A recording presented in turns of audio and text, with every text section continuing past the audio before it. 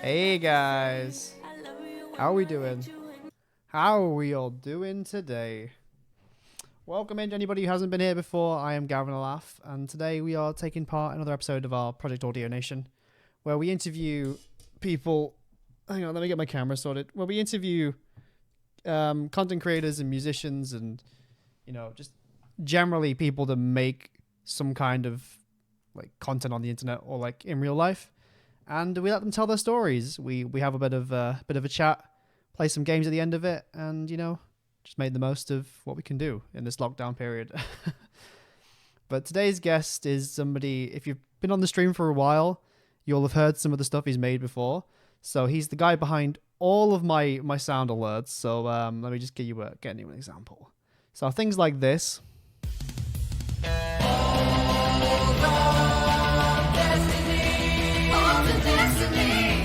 He's also the brains behind my amazing raid alert, which so many people like. Whenever I get raided, it's like the thing that people know me for now. So I'll give you a little sneak peek of that.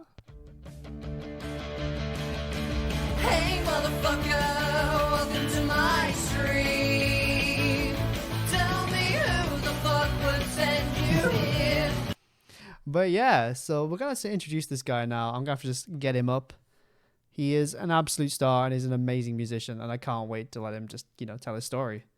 Right, let's get Bushby up. Whoa, look at his face. Let's make him so he can hear me. Hello. Oh, God, there's a thing on the screen now. Hang on. I did a thing. Can't get rid of it. Oh, it's gone now. Hello. Tuku. Hello. Come in, Tuku. Who are you? Who's this guy on the screen now? So this is Luke Bushby. He is a longtime friend and the insanely talented musician behind all of my alerts. Oh, thank you very much. Well, I mean, dude, people love them. People adore those alerts. It's crazy.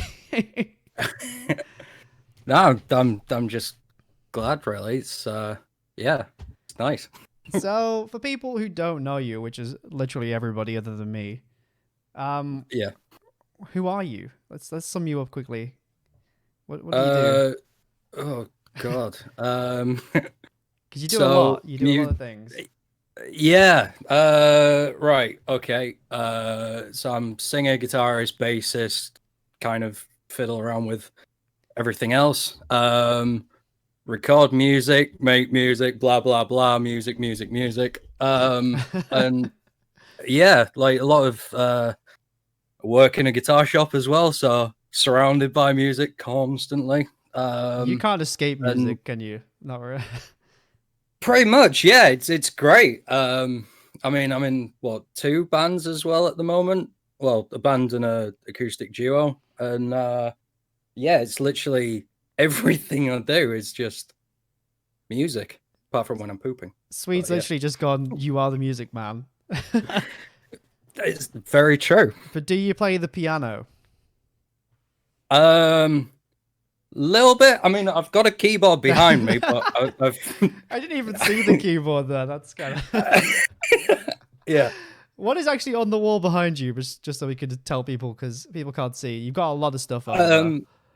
Yeah, so I mean, I've got a room full of posters. So I mean, you can see Lennon, AC/DC. I've got a Hendrix one as well, and then it's literally like, I mean, 3 guitars you can see on the screen, but then there's another 4 around the corner.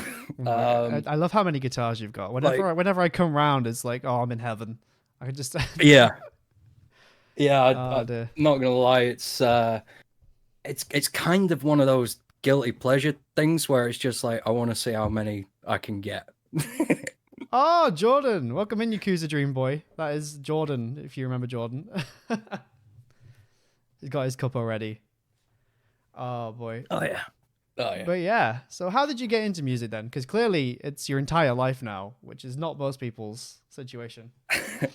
Yeah, I mean, there was a kind of a long road getting here, but Should we start back? Let's go right back to your first getting into music. Oh God. Well, I think it was just getting introduced to different bands by like my granddad and my dad anytime I'd go into the car with them. And because I mean, my mum was obsessed with Robbie Williams, so that was all the music I heard from her. So when they actually showed me proper bands, it was nice. It was like, oh, so this is what music can be like. Wow, this is mint. Okay, so what do you class as proper bands, just for the people out there who don't understand what you mean by that? Well, I mean, when you compare it to like Robbie Williams, it's pretty much anyone really. Wow. No, yeah, Robbie's sorry not for listening all to this Robbie podcast Williams. anymore. Damn it! It was my best Yeah, listener. okay. I'm sorry. I'm sorry if I've offended any Robbie Williams fans or the actual Robbie Williams out there. Oh, no. Well, no, I mean, I always remember listening to like Red Hot Chili Peppers was one of the first bands I was introduced to. Led Zeppelin, Nirvana, proper kind of guitar music, and then expanded from there, and to the point where the first actual CD I remember buying myself was Power Slave by Iron Maiden. Ooh. Just because I kind of liked the cover of it. And yeah, it was just anything with guitars in, I was obsessed with. Let's see if I can get an image of that quickly. Yeah. Oh, so who is your like? So you said it was your granddad and your dad. Yeah. So how come they were the one? Like, obviously they got you into music, but do they have any musical background? Like, so my dad's very small amount. I mean, he attempts to play guitar nowadays. I think he used to be a bassist like years ago, but my granddad mainly, he was the musician of the family. He was a drummer in like the 1960s, and then kind of carried on like drumming throughout, even when his like first band split, and he started playing guitar the same time I started as well. He's always played piano as well, so and his music taste was always very varied as well, so it was quite nice to sounds like he was go around and definitely a listen big to what influence there. Massively so, yeah. I definitely wouldn't be where I am now without him. So that's pretty nice to hear, actually. Hang on, I got a picture of that album cover up for people that want to see it. This is the album cover. Here's on his first ever album there. And for the people that are listening and not watching, it's basically like the pyramids with like some sarcophagi. Is that what they're called? I'm never sure. Like in front of it. I'm going to agree with you because I haven't got a clue myself. But it's a pretty dope album, and I can see exactly why you would pick it. Like, yeah, all the Iron Maiden covers are pretty good. I'm not gonna lie. Yeah, no, I have to admit, but that one just kind of, I don't know. I just remember when I was a kid, and I think it was like £7 from this record shop in Scarborough. Oh, that's so cheap. And yeah, I know. I literally had like, I must have had about a tenner thereabouts, and I just thought, this is perfect. I'll get that, and then I got an extra £3 for some chips or something. I can't remember what. Oh, see, that's better than mine. I think my first ever one was a tape for Bootylicious, Destiny's Child. So I mean, yeah, okay. I think I've heard that. I'm not complaining. It's the one where it's like, I don't think you're ready for this jelly. Oh, I know the song. You know that song, don't you? Yeah. Who doesn't know that song? Yeah, I think that was my first ever tape. That's impressive. I'd shout from rooftops about that. To go for it. Jordan's was Silent Alarm by Block Party, which he got in Woolworths. Oh, what an album. As far as debut albums go, I think that one's hard to beat. Really, it's just incredible. And Woolworths as well. I was just thinking that, like Woolies back in the good old days. Like, oh, I think the album that sticks out that I bought from Woolworths was the first Crazy Frog album. Oh, that was a good album though. Yeah, well, I got it. It was like 99p. Oh, what was it called? It was like Crazy Frog. Was it just called Axel Crazy F? Hits. Crazy Hits. That was it. Crazy Hits. Yeah, yeah. Oh, so you've got introduced to all these amazing music from your grandpa and your dad. You're learning about Iron Yeah. Maiden and all these other things. How does that go from, obviously just music? When did you start playing it again? So I think we briefly went over it, but just to go back into it so we can go from there. Yeah, so I mean, kind of as everyone my age when I was a kid did, like started playing recorder in school orchestra, and I mean got kind of bored of it, but carried on with it. But it was just that kind of weird fear of performing in front of people where it's like it's the scariest thing in the world, but I absolutely love it. And then from there, I just had to kind of find my instrument because I mean, sure as shit wasn't going to be playing recorder for 20 years. Like, I wish you had, to be honest. I feel like Follow Deep's music would be slightly different if there was more recorder. Slightly different is one way of saying it, yeah. Okay, just before we go anywhere else, will the recorder be making a comeback? What, for me personally, Yeah, or like just general? the future of your music, not in general. Well, I actually last year I actually rebought one. Oh, recorder time! Yeah, it was one of those things. Like, I mean, you give it up in I gave it up in year 6, and I just thought, I could probably pick it up again. It can't be too hard, and can't play a thing on it now. Oh no! Yeah, but I'll play it eventually when I give up all hope and everything. When you release like an existential crisis album, and it's like just bad recorder playing in the background. Oh god, that'd be Oh yeah, wow! that'd be incredible. So we picked up the recorder at an early age. What was your Yeah, next instrument? Where'd you go from recorder? It's only up from there, really. yeah. Well, from there it was classical guitar. Oh, okay. And then I played that for a couple of years, fell out of love with it, and then my dad bought me an electric guitar. And then it was around that time as well I was introduced to Stairway to Heaven. Oh, a classic, an absolute classic. And I can't remember which White Stripes album it was, but one of their albums. And he was like, yeah, this is what an electric guitar can sound like. And I was like, holy shit, I want to be doing that. Because all I've been playing before was literally just classical music. And although I appreciate it now, as a kid, just starting out guitar, it's not what I wanted to carry on with. It's not. I wanted to. It's not. Yeah, epic. it's just no. It's not. You can't really do the solo for Stairway to Heaven on a classical guitar. Yeah, it'd be amazing if you could, to be fair. But as a kid, like, it was just, I want to be able to do that. And yeah, even now, like, I want to be able to do that. I take it the progression didn't go too well on Stairway to Heaven, then. Nah, I learned the rest of the bits. The stuff you get thrown out of guitar shops for playing. But the old Wayne's World thing comes to mind. Where it's like the guitar, and it's literally just the label saying, "If you play Stairway to Heaven, you're getting kicked out or whatever." Yeah, and to be fair, having been working in a guitar shop as well, yeah, no Stairway is valid.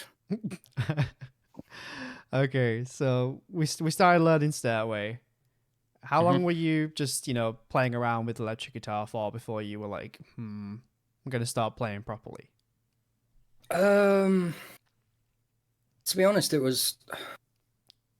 wasn't too long a time. It was, to be honest, again, with going back to what we were on about earlier, it was my granddad who kind of, he started going on more about playing guitar and started getting lessons. So I said, well, why don't we do this as a granddad grandson kind of project, and we both started playing at the same time, and yeah, it kind of went from there really. Very much a bonding thing. Yeah, very much so. And that just mutual love of music and him showing me what there was out there, and it was just just a bonding experience that just progressed and ended up with me 11 years on now. I think I've been playing, so blimey. Yeah. So that's quite cool. So you actually started getting into music seriously quite late then. Yeah, it was as I say, I think I just started off wrong with it. Yeah, recorder's never a good start. yeah. But no, it was just one of those. Once I finally landed on my feet, I was running really. Yeah. So how long did it take you to go from playing your electric guitar on your own to your first band? When was your... Oh, actually, singing as well. When did singing come into it first? Before... Was that after the band? Or? So I've been playing guitar for a year before I started my first band. So we started... So it was year 10 in school, because I just started my GCSEs. Right. However old I was back then, someone else can do the maths. Numbers are hard. Yeah. But no, I've been playing guitar for about a year then, and got talking to a guy in my music class, and we just kind of clicked. He was like, I think he was like grade 6, grade 7 guitar at that point. He was just a wizard. And he said, look, do you want to be in a band? Me and my mate have his mate was someone who'd was amazing at piano, amazing saxophonist, but he was like, yeah, he wants to switch to bass so that he can play in a band. And we were thinking about getting this kid in who's never played drums before to be the drummer. Great start. But I'd actually been friends with a guy who could sort of play drums, so I said, well, bring this guy in and we'll join together. And then he asked me as well, oh, by the way, do you know any singers, or do you want to sing? I said, well, I'll give it a go until we find a singer. And yeah, that's how the singing started, really. So it was kind of unintentional. It was just, let's try and I'll do it to make sure we can actually learn some songs. And yeah. Went from there. We never found a singer, so it was just me. I like that you just stumbled into singing. It was like, I guess I can give it a go. I don't really care about it. And then, like, how many years later, and you're still singing in bands, and you're like, yeah, that was 10 years ago. So yeah. What was that band called? That was Another Manhattan. Oh, that was the... Oh, actually. Yeah. We've actually got some audio files for this one. We can actually play some music on stream. Oh my god. Right. Name a song then from the Another Manhattan EP. Or do you not have... Ooh. Which was your favorite? Oh god, I can't remember now. I think... I used to really like the Meridian Birch, I think it was called. Oh my god. I've got Marmalade. Yeah. Oh, there we go. I found it. Yeah. It's not Marmalade. All right, hang on. What we'll do is I'll play it for maybe about a minute, and then we'll just listen to it. If you want to listen to it on the stream, it's probably the better way of doing it. But yeah, this is going to be the Meridian Birch from Bushby's first band, Another Manhattan. So let's just listen to this. I haven't heard it yet. Yeah.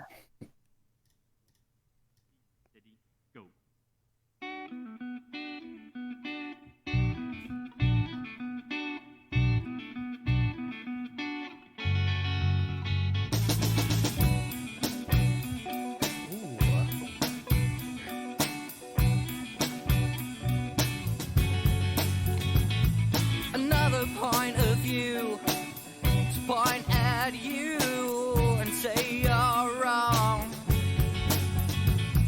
Another fancy dress aimed to impress for everyone. Bring young Bushby back. 3 steps ahead, life-size chairs. You're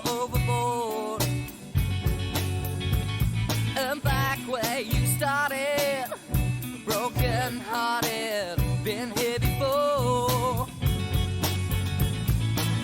Learn from the best, learn Actually from good. the best. Life is what you make of it. Learn from the best, learn from the best. We should make the most of it tonight. Right, I'm gonna just stop that there. It seems like the prompt place to put it. But yeah, actually, I'm just gonna link you Another Manhattan for people that want to check it out in a minute. Yeah, God, that's weird listening back. I haven't heard that in years, and just hearing Young Bushby, it's Young weird. Bushby, yeah. Yeah, it's no, yeah, it's okay. Jordan's yeah, actually sorry. like, this is unironically good. Like, come on, more of this, please. Fair enough. I'll try and wow. Okay. I'm actually really impressed for a band that Yeah, formed in 2010. Reading from your description, Yeah. Damn, dude. Yeah, I mean, because I remember that band. It like, oh, when we started actually getting together and learning songs. Like we were shit. Like, because I mean, we did it the proper way. We kind of had hand-me-down gear. We bought the cheapest shit we could get our hands on, just so we had everything. Like, I mean, we bought an entire drum kit with full cymbals, everything for like less than 100 jump kits quid. aren't cheap either. No, like I mean, the whole shebang, less than 100 quid. It sounded dog shit. Like, my amp that I had at the time was like a 20-year-old keyboard amp. I was just running through with my guitar. I've still got it now. It don't work, like, but I still got it. It's a nice paperweight now. It's Yeah, but yeah, I mean, it just took us like, because I'd never sung before. The bassist had never played bass before. Mhm. And then like, because I'd only been playing guitar for a year. The drummer had only been drumming for a year. The best member was the lead guitarist, but he was kind of he was a classical guitarist, so he'd never really played with electric guitar before, and fucking just going from that, taking about 2-3 months to learn one song. Yeah, and it was first song was Psycho Killer by Talking Heads. Ooh. Absolute classic. But yeah, I mean, it took us fucking ages. Like, we were shit. And then we just kept practicing and practicing and practicing, and eventually it all just kind of fell into place. Clearly, it's paid off though. Like, the music sounded great. Yeah. Thank you very much. Yeah, it's I mean, yeah, I haven't listened back to it for probably about 5 years or so, so it's still. I mean, vocally as well, considering you Like- weren't a singer, there was clearly enough natural, like, vocal capacity there to, like, pull it off. Like, I wasn't dying. Which, again, Well, normally when people I mean, aren't that's singers, the thing. normally when people aren't singers, right, they come in and you're like, oh God, please stop. But I was actually enjoying that. And I'm like, so there must have been some natural vocal capacity there. Let's be real. I mean, I guess so, but I just didn't really know it at the time. I mean,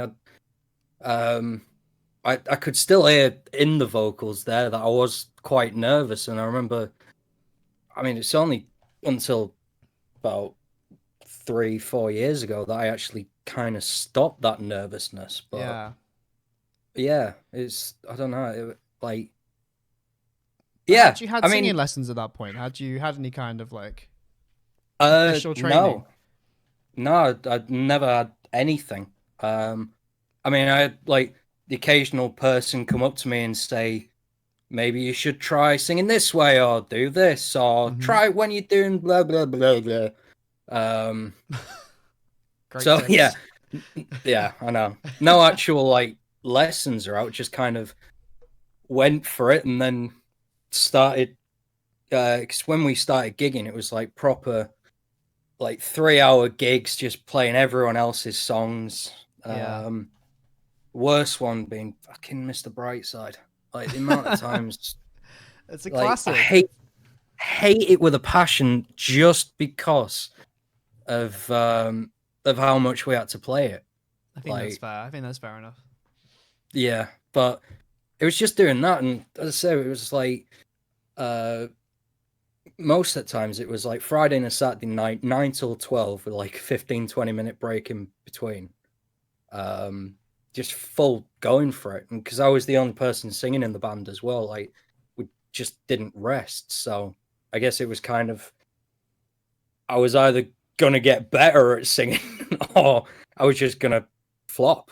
I mean, to be fair, that's the kind of situation where you've literally grinded at it for so long. Yeah, I guess yeah. after a while, you're going to naturally start picking it up on your own because you're doing it so much. And you definitely have Well, this kind of mindset, I think, where you always try to beat yourself each time. yeah. Oh, definitely. I mean, because I mean, first it was just small obstacles to get over. First, it was actually coming to accept how my voice sounded, and because I mean, even now I'm not particularly happy with how my voice sounds, but as long as I'm hitting the right notes, then Yeah. I don't mind. You know, it's but yeah, it's just that like the endurance thing was one thing, and then just working on each song to make everything sound as good as possible, as well as every other instrument as well. It was, because I mean, we were practicing like 2-3 times a week and then gigging on weekends as well. So it's literally all we were doing when we were kids. No sleep. Pretty much, Oh yeah. my days. So how long were you with Another Manhattan before we go into other bands? Because there's a long list of bands, and I don't want to just talk about Another Manhattan all day. Yeah. So that band finished in, I think, officially 2014, but then we Right. did like one festival gig in 2015. Because it was 2014. We all like left college and went to different unis. I was going to ask about that. When was uni? But if it's 2014, then we've got that pinned down. Yeah. So, but literally, we're kind of like all split up. Well, not just around the country. Like the bassist went over to Princeton in America. So Blimey. even if we wanted to, we couldn't really bring the band back together. Unless you did a full Blues Brothers and traveled halfway around the world. We're getting the band back together. To be fair, I'd still like to do that now. That'd be fucking mint. Just a quick reunion tour. Just yeah, it'd be mega. But no, so yeah, it was technically 2015 our last gig, and yeah, weirdly as well, that gig, we actually shared stage with. Have you heard of the Sherlocks? Oh yeah, I've vaguely. They're yeah. like an indie band, aren't they? Yeah, it was when they were starting out. They played at this festival, and but it was, I think the next festival they played was like Leeds Fest, so they just fucking took off. Yeah, they were pretty big. I don't know if they still Yeah, are. I haven't heard of them in a while, but they were big. Yeah, I mean, I don't think the second album did quite very well, so yeah. But I don't know. No, I definitely I recognize the name. They definitely played a lot of the regular gig scene. So like, I think they actually did a gig in Hull, but I can't remember, quite a while ago. Yeah, I think they did actually. I don't know. Okay, for reference, so when we went to uni, we both studied in Hull at one point. But before that, where did you have a band in your other unis? So Bushby's had a bit of a uni travel history. Yeah. So yeah, I had a band in Teesside actually. Right. Yeah, I spent a year up in Teesside, and it was weird. Like music was the one kind of thing we did to get away from our work, really, because I mean, because I was doing engineering at the time, and that was literally 24/7. So I find it interesting that you went to do something that wasn't music at uni. Yeah, Was yeah. there I a mean, reason like, behind that? so essentially, it was even back then. It was like, as much as I love music, it was when you're in school and going through college and stuff. It's kind of like, well, you have to do school, you have to do college, you have to do uni, you have to go through all this experience, and you have to get a job doing something, well, like a proper job. Something that you make money from. Yeah, which, I mean, I have to admit, as a musician, you barely make anything.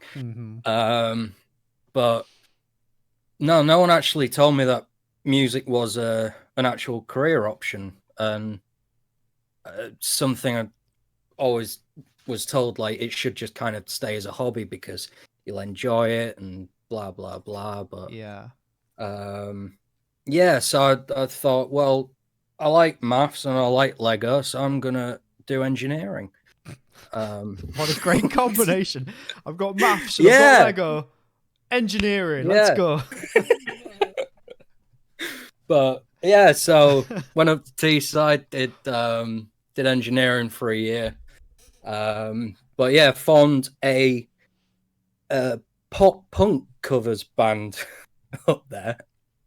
All right, didn't take you for a pop punk band, but okay. Yeah, no, it was a weird band as well. So, because that was the first time I was like a lead guitarist in a band, Right.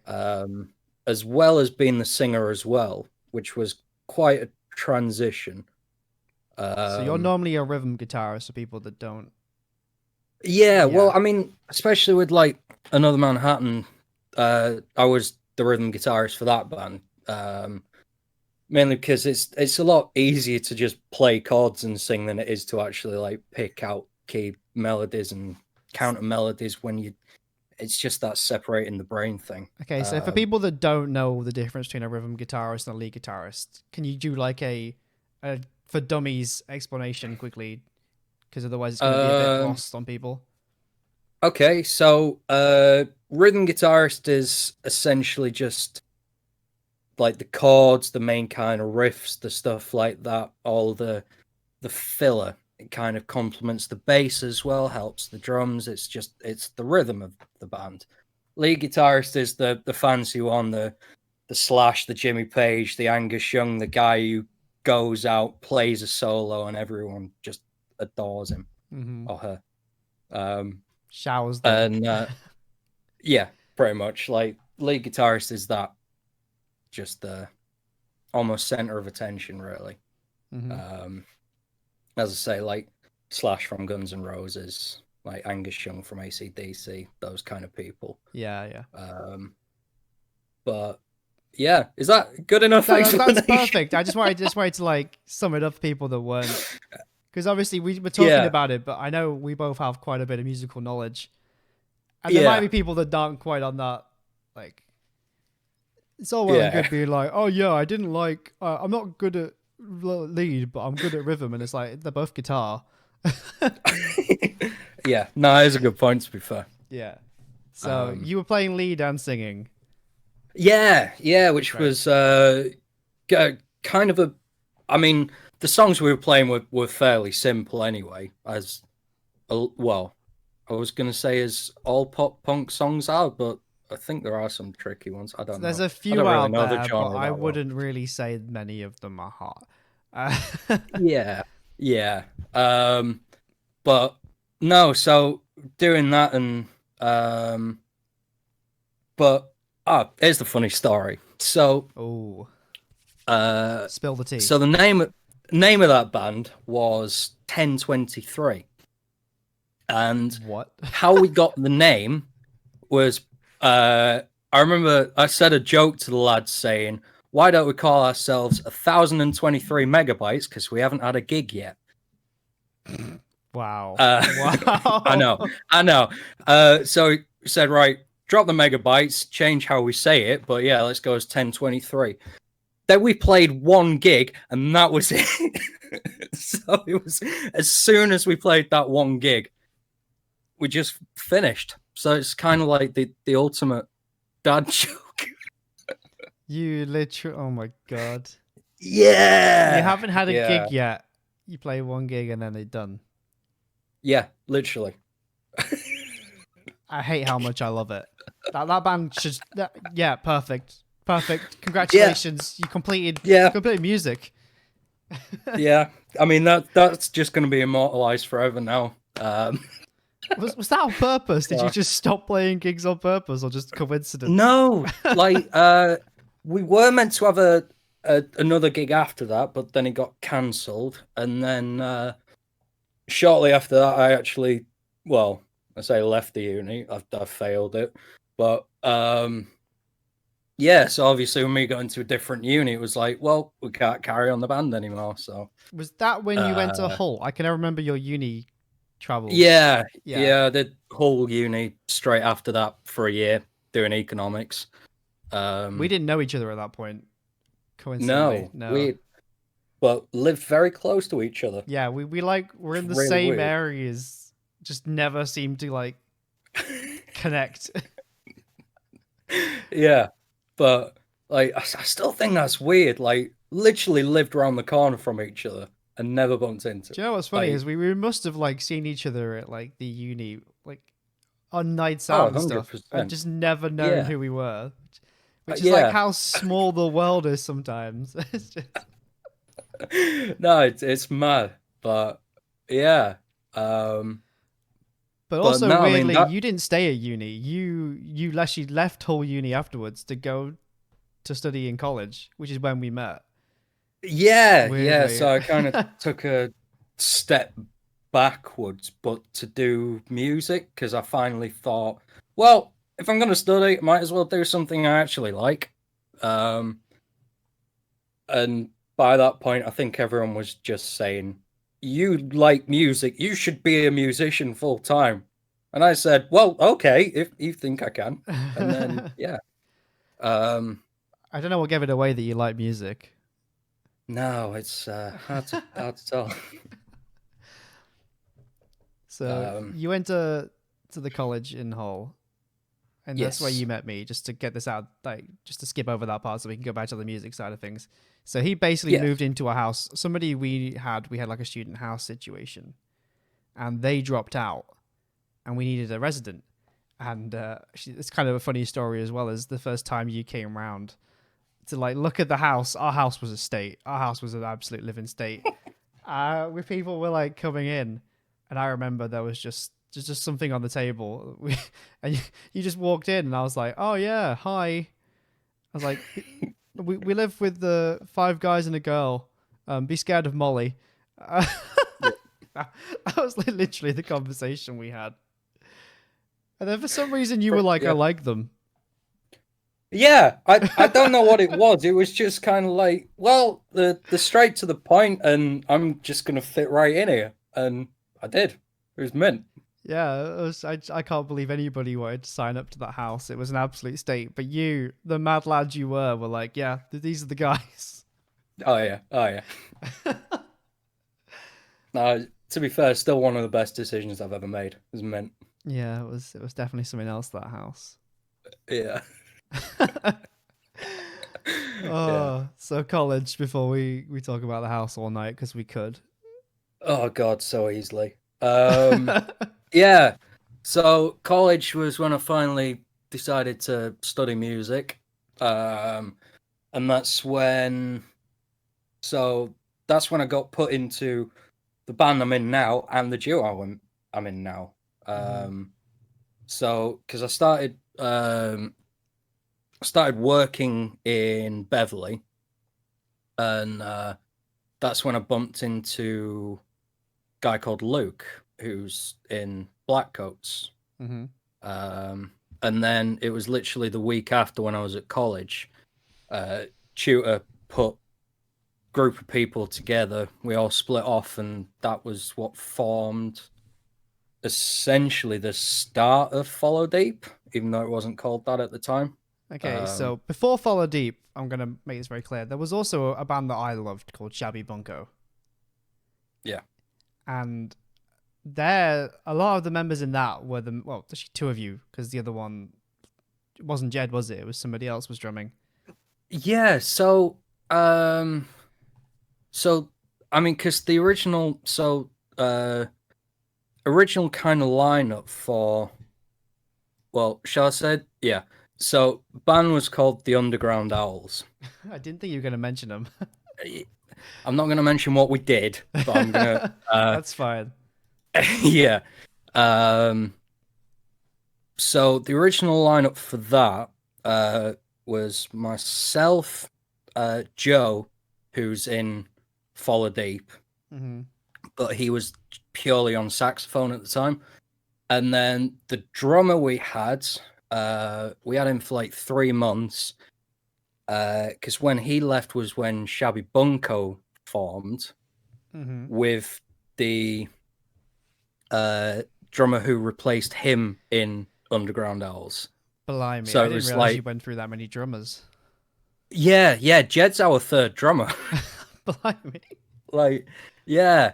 But no, so literally the two former drummers of the Underground Owls were in Shabby Bunko with me and Joe. Yeah. But there was Michael, who was the first drummer, who was guitarist and singer, and then Owen, who was drums in both. I didn't realize Michael played drums in that.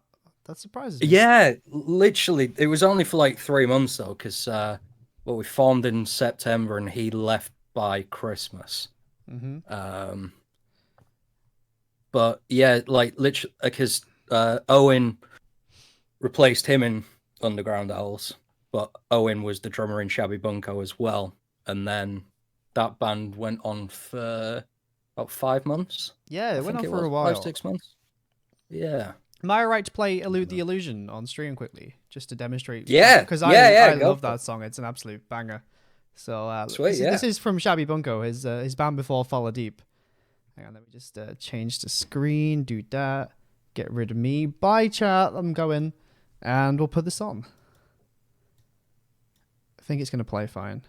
Oh, I muted the tab. Hang on. Oh, scuff stream.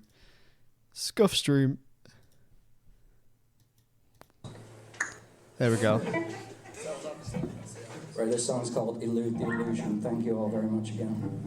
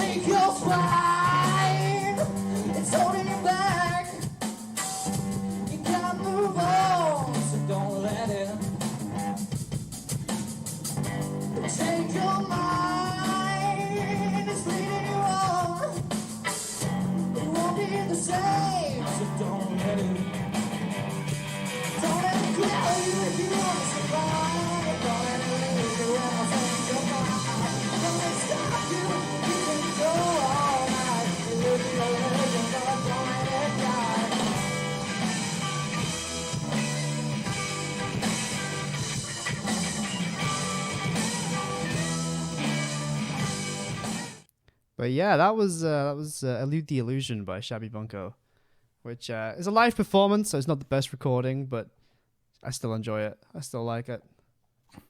Yeah, it was. To be fair, it's weird, kind of just seeing that whole, because I think that was one of our like first gigs at Shabby Bunko, and like, I mean, listening back like that was kind of shite.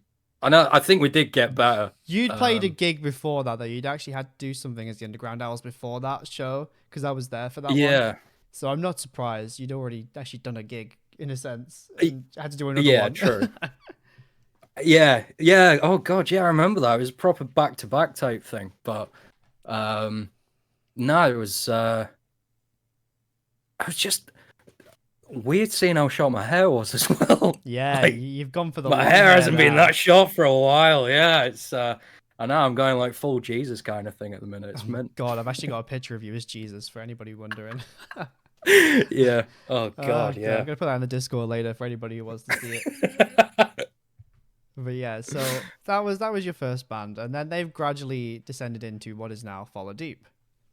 Yes. So Yeah. Follow So Deep. That's a slightly different style from what you've been doing in the past, I think.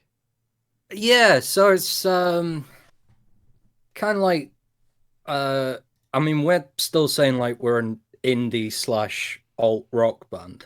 But it's kind of hard to nail down exactly what we are.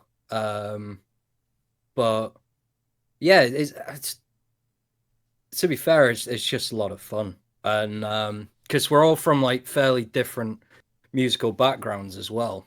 Yeah. With kind of elements coming from all over that's just thrown together, and it's like, So we have you, who's kind of got like a heavy rock background. yeah.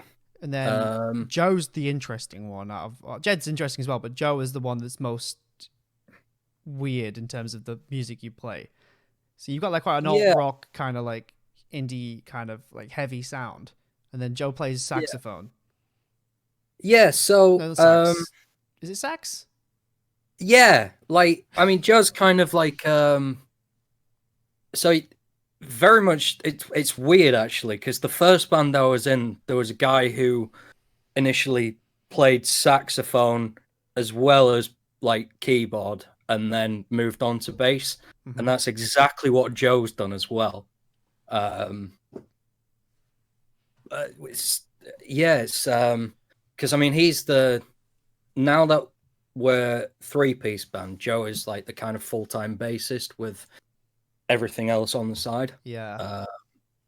But yeah, I mean, initially starting out, we were just this like just fuck off rock band with a saxophone in mix, which was it was mint, because it was like a full argument all the time with like who's going to take the solos. Is it going to be the guitarist, or is it going to be the sax player?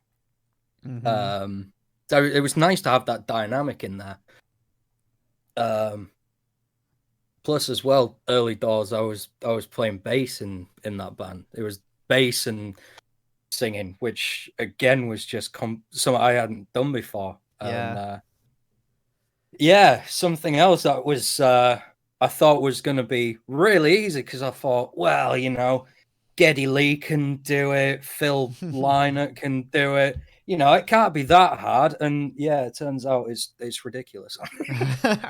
Got to keep rhythm while also remembering words.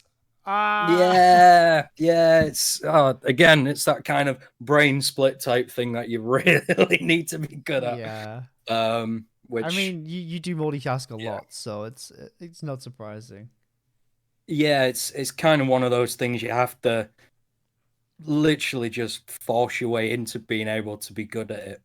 Because it's just a case of having to. You just need to practice and practice and practice until you can get away with the bare minimum, and then go from there. Yeah. So, but no, I mean, so this band is just kind of like is constantly developing and trying to just hack away at what the exact kind of sound is. But to be fair, I'm still enjoying the journey, and it is interesting because like when I think of Follow Deep, the first one I think of is Bad Influence. Was that your first ever single? Yes, it was. Let's just play that quickly, just so people can understand what I'm thinking of, because there was a lot of sax in that song, more so than in your newer stuff. So this is kind of like the early days of Follow Deep. Yeah, it's a great album cover as well.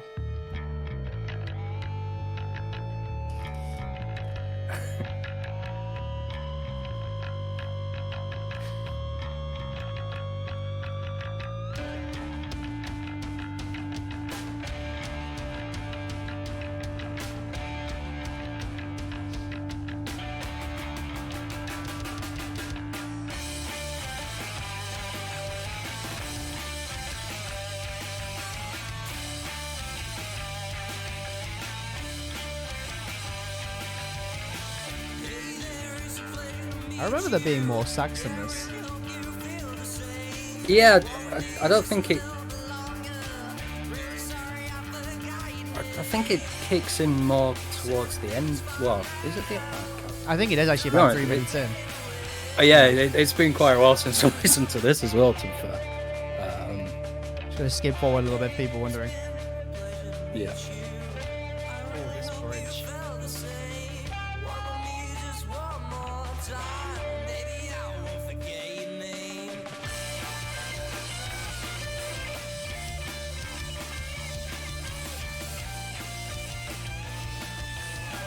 Bad influence.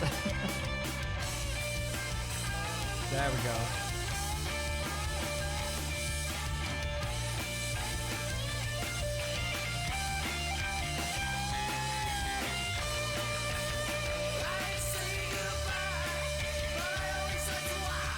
Yeah, it definitely comes out more when you hear it live, but like you can just hear it in the background. You can just hear Joe's little sax influences there. Yeah, I say it was meant just that, like, say being able to kind of fight between the guitarist and the sax, like who was going to be playing rhythm and who's going to be playing lead. So, just instead of having that dynamic of like a guitar being a lead instrument and a guitar being a rhythm, both in the same band, it was just two completely different instruments. But yeah, I just added something else to it. It definitely works though. Like it's not something most people think to do with that style of music is like just throwing a saxophone. Yeah. But for for a solo like that you have there, it really works is like to complement it. Yeah, it was. To be fair, we didn't have a clue how it was going to work. Like, because it essentially, because getting grouped together initially, we were, I mean, with the exception of Jed, we were kind of a group of guitarists who had a saxophonist at disposal. So we disposal. Yeah, it was. Yeah, I know. So it was kind of just like swapping around instruments to see what worked, and I mean that's how I initially ended up as the bassist before things got moved around. But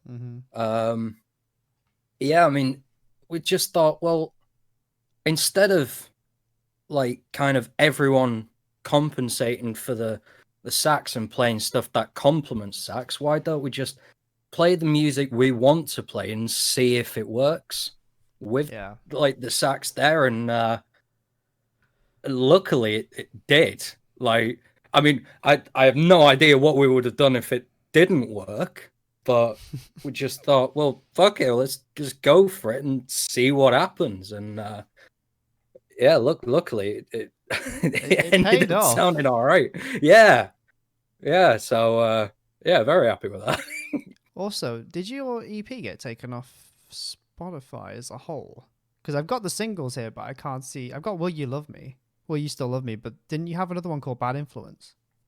Yeah, so well, essentially we took that down a while ago just because we kind of long story, but no, it's fine. It was essentially we were never happy with like the recording quality of it. It just, like, compared to that first single, it was just a massive like a massive disappointment to us, really. Right. But we thought we'll persevere and see how it goes. But the more we started recording with, because everything we did at first, like the Bad Influence single and then the EP was all recorded in college, and then we started going elsewhere, and elsewhere sounded 10 times better. Will we ever get to listen to some of those tracks like redone in a better studio in the future? To be honest, we have talked about potentially maybe doing it, because there is a couple of songs on there that, like, I mean, thinking about now, that they're great. It's just say it was unfortunate because the recording quality was shite. Yeah. But I mean, because I think we've still got those songs on our YouTube channel. I mean, if you know them, But or if you must have them saved yeah, somewhere. I would, yeah, I yeah, would think people would want to hear that again, done better. Like maybe not now, but like in a couple of years or something, when you've like, if you wanted to yeah, re-release it, it could be nice to be like, this is our old stuff, but with our own little spicy twist from what we did before. We've improved it slightly or something. yeah. I mean, because to be fair, we were thinking about like, because since we became a three-piece, it's been literally about, right, what can we do now? What's the next things that's coming up? What are we gonna carry on working towards? But we thought, well, we've thinking about it, we've written a lot of songs. We've got quite a big back catalogue already. Yeah. So we could always like try and figure out how to do them, just the three of us. And I mean, we have tried it a couple of times and it does seem to work. So we could always bring them back in like a live setting as soon as we're able to play live again. Yeah, that's definitely something we should talk about later. Yeah. But yeah, I mean, it's they are good songs. I really enjoyed your first EP or album. I don't know whether it was classed as an album or not, but it was really good. And if you haven't checked it out, exclamation mark Bushby, I think you should be able to find all of the Follow Deep stuff from one of the links in the Spotify section. But yeah, so that's what happened to that album, which again I think is a shame. But the new album, from what I say new, last year's album. Yeah, it was 2019, Will You Still Love Me? Yes. Slightly heavier. Very much slightly. Slightly. Yeah. Yeah, I mean, it was because essentially, like with the first EP, when we started as a band, it was literally just like an indie rock band. But then with like Jed's influences and like him coming forward and saying, well, I've been a metal drummer since I was 5, and this is the first non-metal band I've been in. Yeah. And then I was like, oh, okay. I used to listen to metal music when I was younger, and I still really like it. And then Joe came along and said, well, I like heavy stuff as well. So we just thought, well, okay, this is kind of perfect. We still tried to have like that kind of bit of indie influence in there. And there's like, I mean, Press Rewind is probably as indie as that album goes, but let's just play that quickly so people can get a feel, yeah? And then yes, it is definitely one of the nicer, more relaxing songs on the album. Yeah.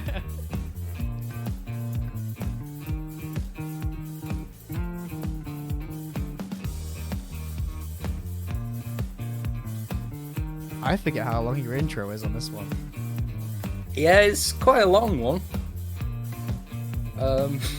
It does go on a bit. It's almost like, what's that song with like the 1 minute intro? Or like... Yeah.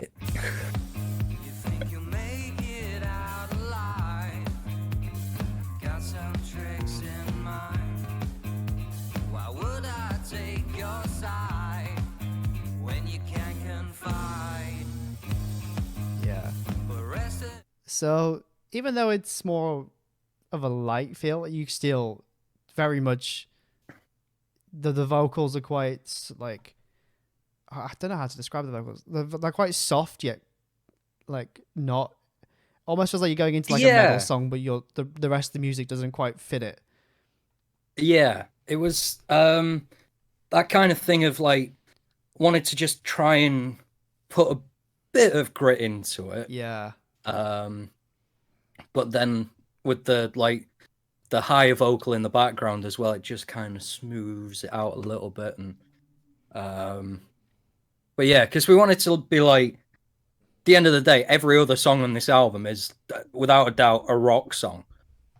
So we don't want this just complete outlier. We'll try and try and fill it out a little bit. You were like, come here. Yeah. Otherwise, it would have been this just complete, like, outlier. It would have been a good name for a song. To be fair, yeah. I I might keep that in mind, actually. Just have an album and just one song that's just called Outlier, and it's the complete opposite to the rest of the album. Yeah, it could be like a prog rock opera type song. All right. Yeah. I don't know. Okay, follow deep. Look forward to that prog rock opera song. All right. Yep. Well, okay. Yeah. I'm gonna hold you to that one now. I can't wait. Yeah. Okay. Yeah.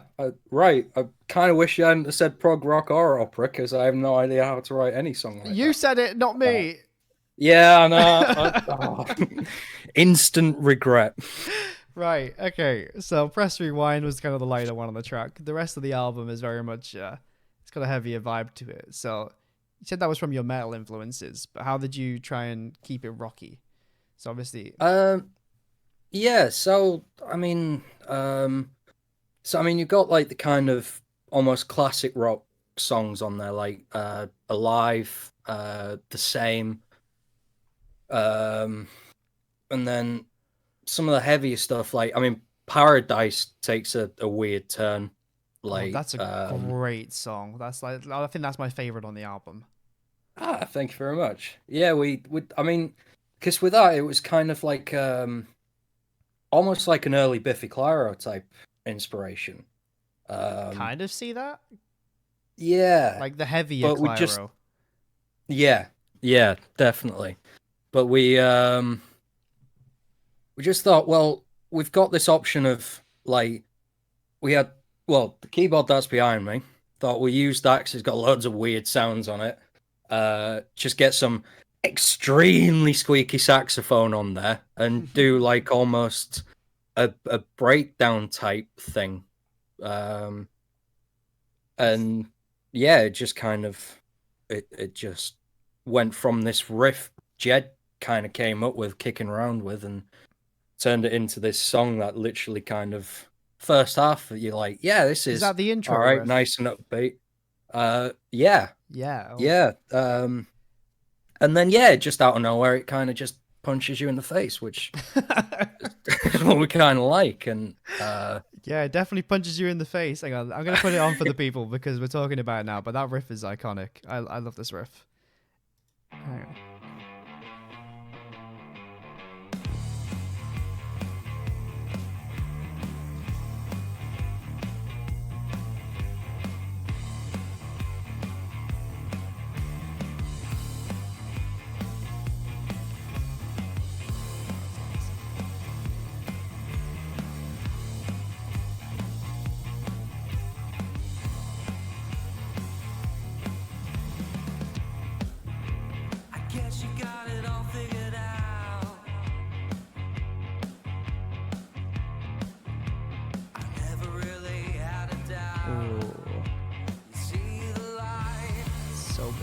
So good.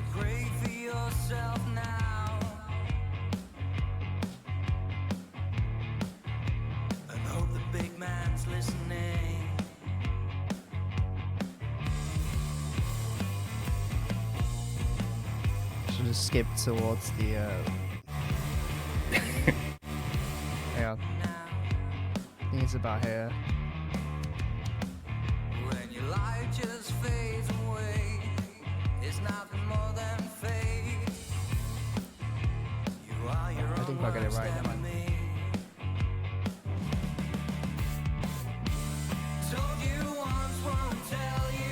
Never mind. I was gonna get to the bit where we slapped him in the face, but I couldn't hit it right, so it's all good. But so I forgot where I was going with that now. I completely threw myself off. Oh, that was it. So you made me think actually for a second. So I don't know why I thought it was going to be, but Green Day did a song as well where Billy Joel came in one day and he just caught the bass guitarist just playing the riff to I think it's Basket Case, just laying on the floor just playing this fucking bass riff, and that's the story they tell. So it's kind of like that's what you made me think of when you were like, oh yeah, Jed just wrote this riff and we just based the whole song around it. Yeah. Well, fair enough. I mean, that was pretty much it, to be fair. Like, I mean, the thing is, because Jed, he doesn't know what notes he's playing on a guitar, but it's amazing because you just kind of throw a guitar at him, and after a while, he just starts coming up with all these riffs, and like he has no idea what he's doing, but it's mint. He knows what he wants.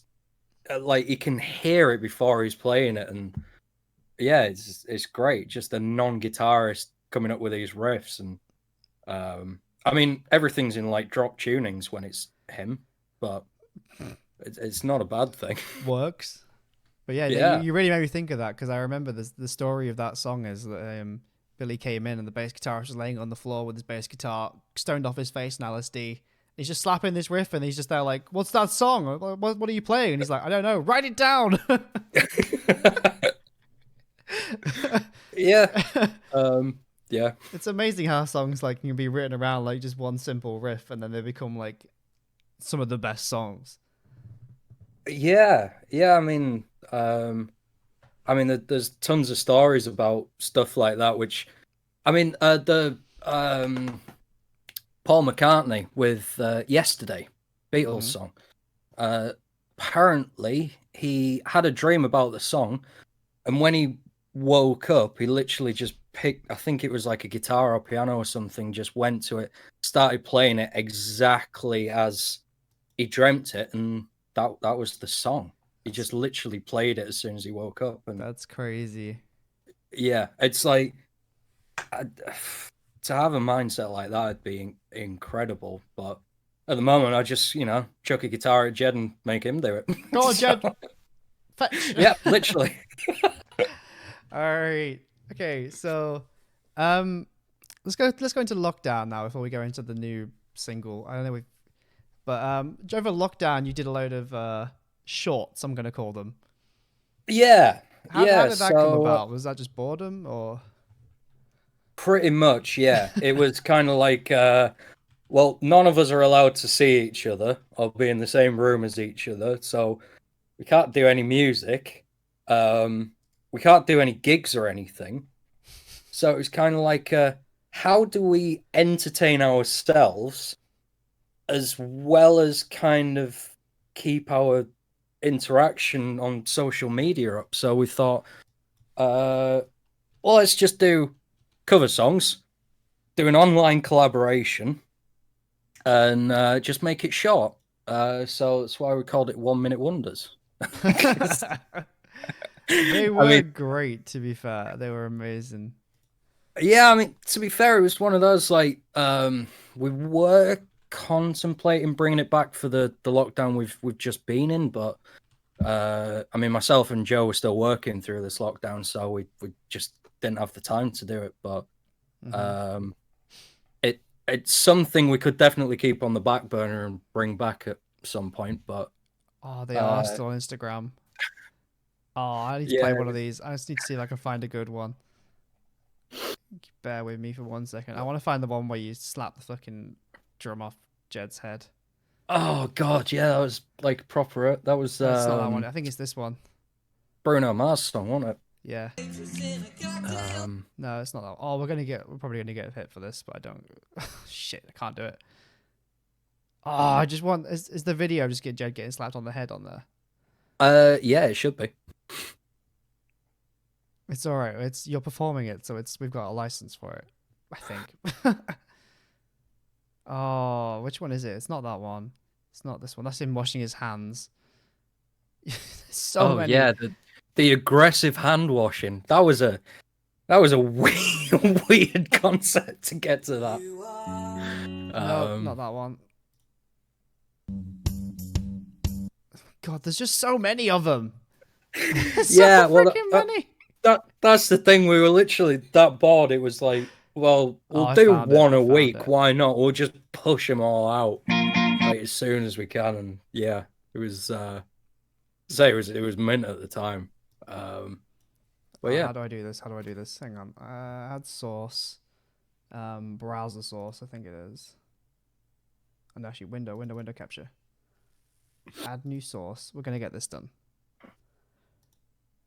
Oh, that's the one.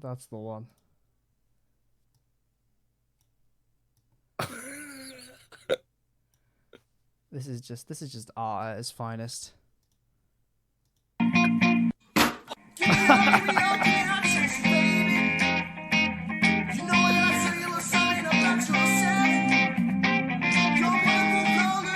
Oh god, I want to watch it again.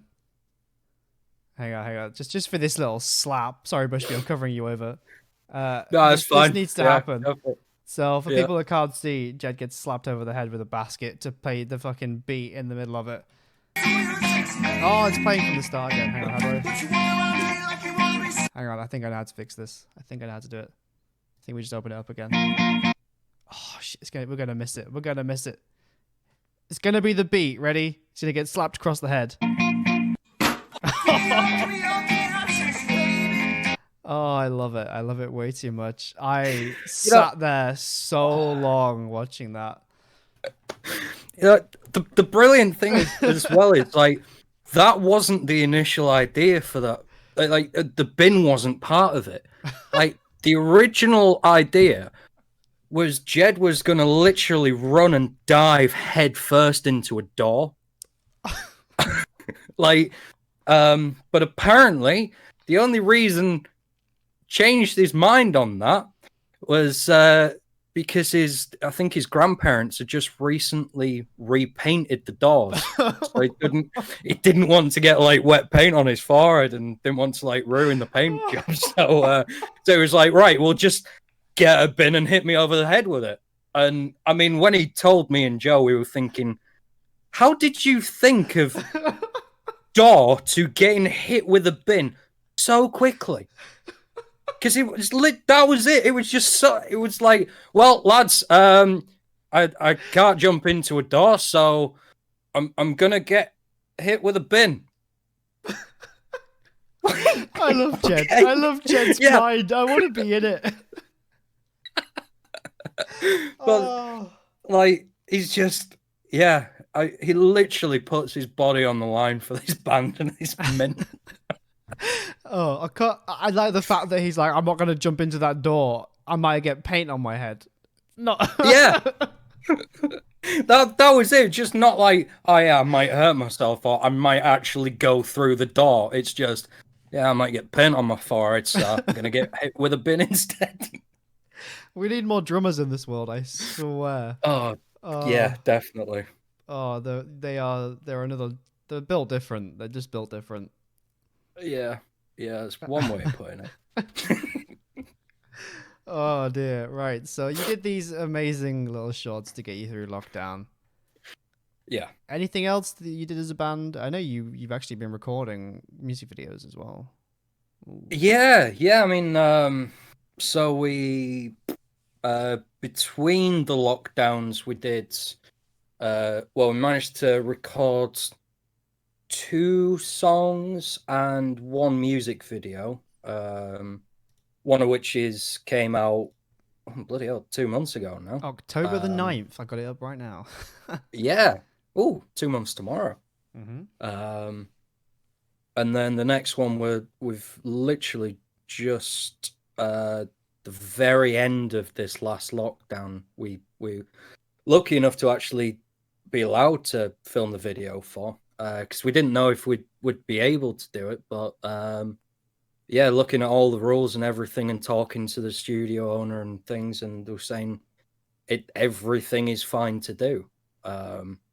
So yeah, we're lucky enough to do that, and we still haven't set a date for that yet, but it's it's something to keep an eye out for anyway. We'll definitely be shouting it out on my socials anyway, and it'll be in the Discord when it does get dropped.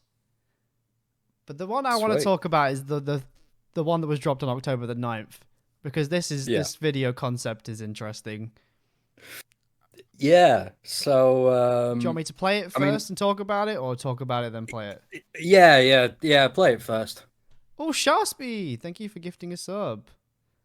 Pog. Oh, thank you. Also, welcome in, Sharsby. How are you doing, man? We're currently interviewing the guy behind most of my alerts, other than the sub one, conveniently.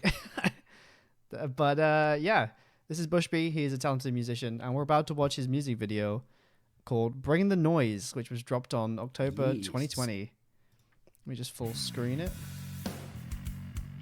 Here we go.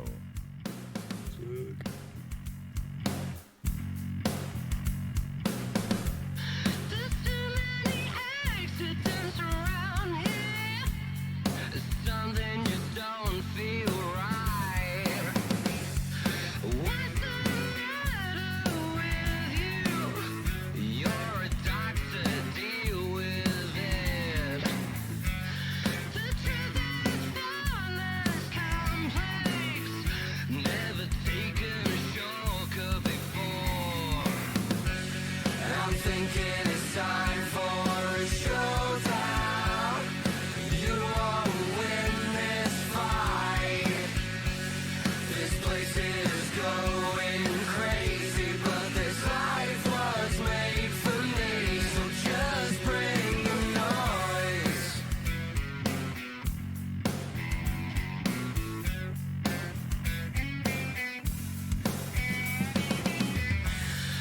Nobody tells me nothing. Pick up in a small town. That's just the way we see it. It's all for the greater good. I'm thinking it's time for a showdown. You won't win this fight. This place is going crazy, but this life was made for me. So just bring the noise.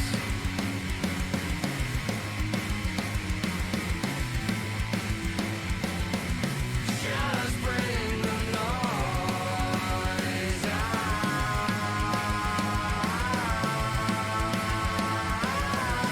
Just bring the noise.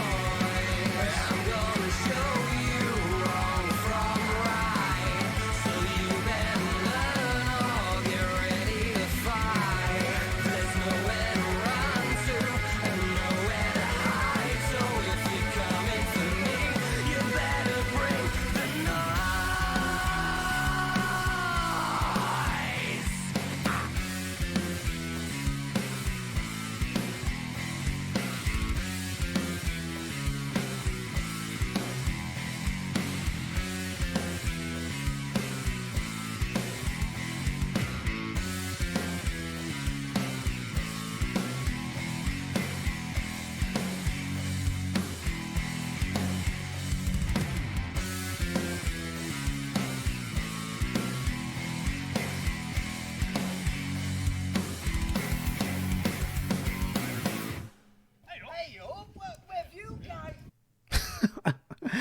Oh dear, let's go back to the podcast screen.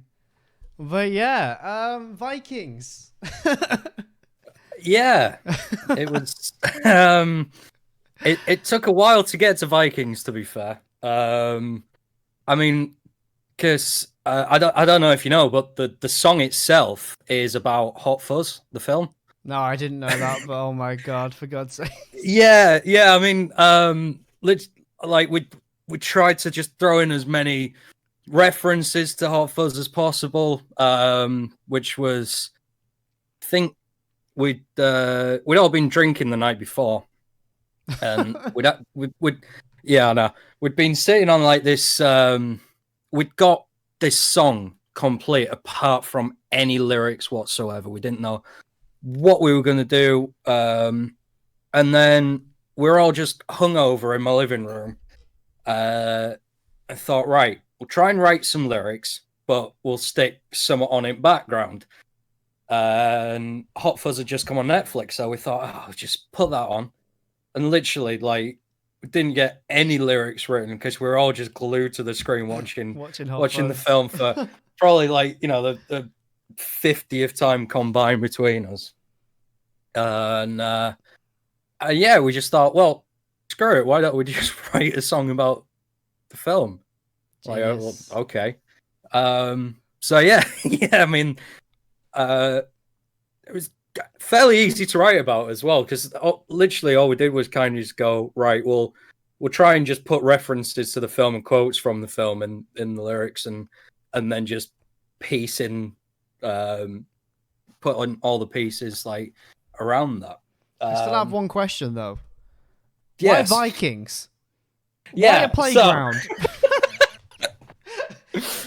Right. So I think the kind of route went. So we didn't want to do police because we thought it was a little bit too close to the actual Yeah. subject matter.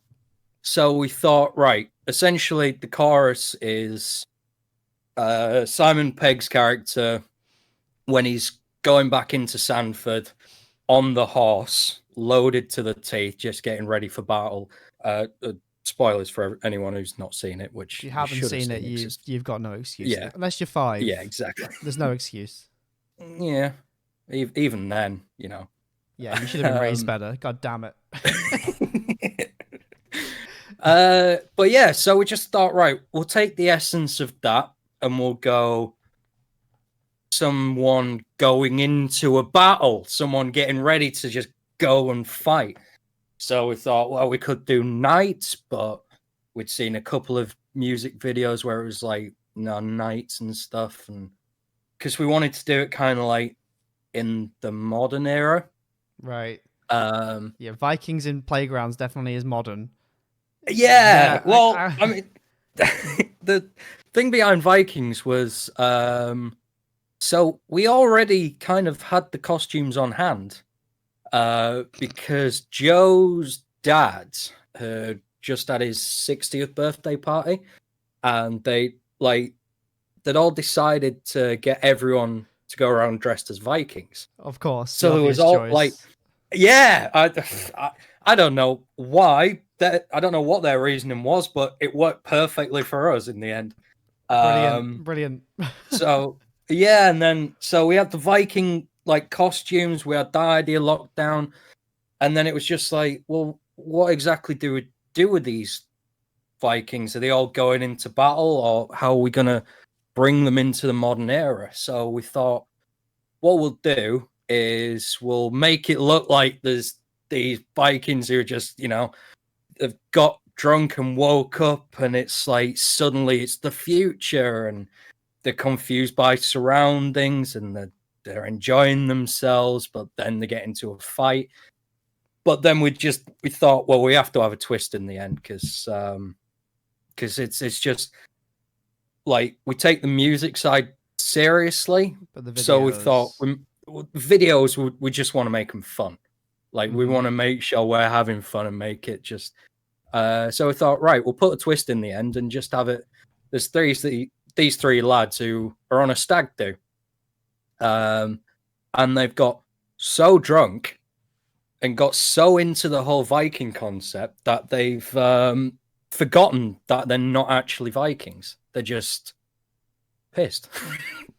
And that's where the rest of the stag party joins them at the end, and they're like, oh, you've done it again, lads. You've got drunk. We missed you. You're all fully dressed up. Whereas, I mean, the 3 at the end, like, literally, it's just bare minimum, like, Viking helmet and just loads of glow up stuff.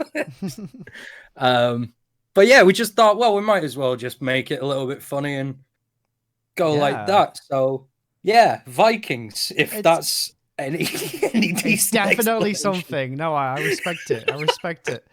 When I first saw it, I was like, "What's this video? What are they doing?" Yeah.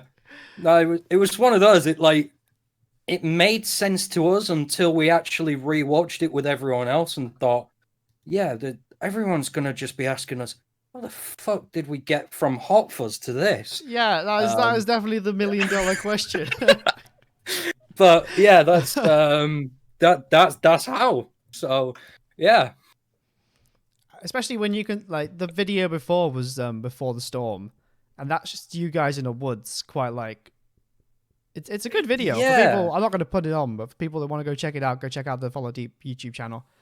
And then you go into Vikings in a playground, and it's like the two just whole different worlds.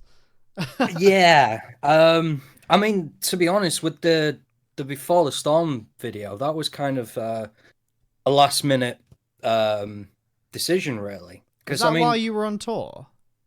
Yeah, it was literally in the middle of our tour dates. I mean, because we were thinking about bringing a single out after the album anyway, just to just maybe like after the tour's finished, but we had no idea what song we wanted to do. But Before the Storm seems to be doing all right, so we thought, well, we'll do something for that. Got in contact with guy from near Leicester about doing the video, and yeah, managed to literally squeeze us in slap bang in the middle of our tour, which That's was awesome. Yeah, it was mint, really. It was we had literally a day spare, so I think we travelled up from Brighton to Leicester to then go across to Swansea. It was Blimey. yeah, so it was very tiring, It's but like start of the country up and then like, oh, my camera's backwards, but like that way. yeah. Yeah, it was a long drive up to then literally it was because I mean January as well, so it was freezing cold. Brilliant. It got really dark really quickly as well, like because we did all the non-musical shots first, and it was just finding these locations around this place, and yeah, it was meant to do, and then finding this forest and getting everything set up, and it was bright daylight, bright sunshine. Yeah.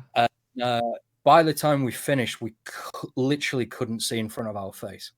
It was pitch black in the middle of this forest. Jesus.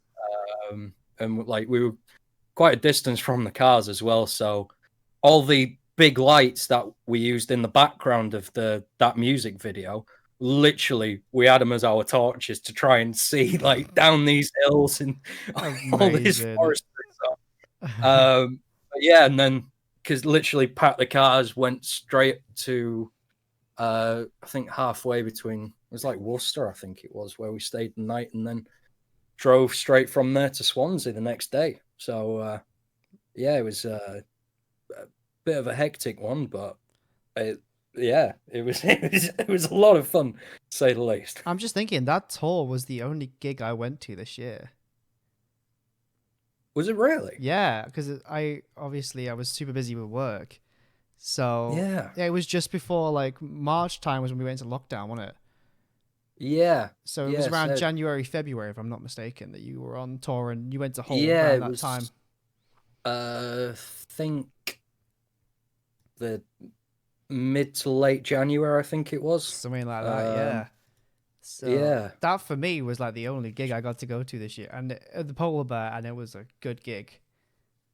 Yeah, that was an incredible gig actually. Like, I mean, we were lucky enough to have like another band called The Fruit who were headlining that gig, who are kind of whole legends, really. I mean, only young lads, but they've been like, they started when they were literally kids and just been playing the whole scene for forever, really. Yeah, they just managed to bring along literally, well, it felt like the whole of Hull to that gig. So it really did. It was so packed in there. Yeah, and then there was people in there I hadn't seen for years, and they were like just sat. I was like, oh my god, what's he doing here? What's he doing here? I'm like, oh my god. Yeah, no, to be honest, I think everyone in there did the same thing. It was kept bumping into just people I hadn't seen for ages, and no, Crazy. it was mint. And it was great as well, because like people at Polar Bear say, I mean, because I have seen it where it's been as busy as that before, and even busier at times. But they were saying January as well, it was crazy, and I think that was the biggest gig that the Polar Bear held before they actually closed down. Yeah, it's a shame that place has had to close. Shame that so many places in Hull have had to close down because of COVID. Yeah. Well, I think last I heard, Polar Bear had been saved, which is a bonus. But please, dear God, something has to be saved. Yeah. I'm sure it's going to be fine, but I haven't heard anything since before this lockdown. So there was fingers a long time crossed ago, it's okay. Yeah. Yeah, it's but but no, I mean it's an incredible place, like, and it's so supportive of like the local music scene as well, which is it's mint. Um, Yeah, because the only and real places for like bands is like was the Welly, O'Reilly's, yeah, and Polar Bear. And O'Reilly's is okay, yeah. but it's nothing compared to the Polar Bear. No, it's yeah, I think O'Reilly's as a space is great, but Polar Bear's just got this atmosphere to it. It's just Mm. I mean, I think everyone in Hull agrees it is the place to go really for if you want to meet people in the music scene, and yeah, it's just For yeah. small And I live mean, music gigs, it's not really topped. no, I think yeah, you can't really get much better than Yeah. that venue, to be fair. And yeah, it's an amazing place to play. Um, but yeah, just fingers crossed, we'll be able to play there again and see gigs there again and see gigs just full stop in the new year. I was going to say, in terms of Um, gigging, have you got any immediate plans, or are you unsure as to what's going to happen in the future?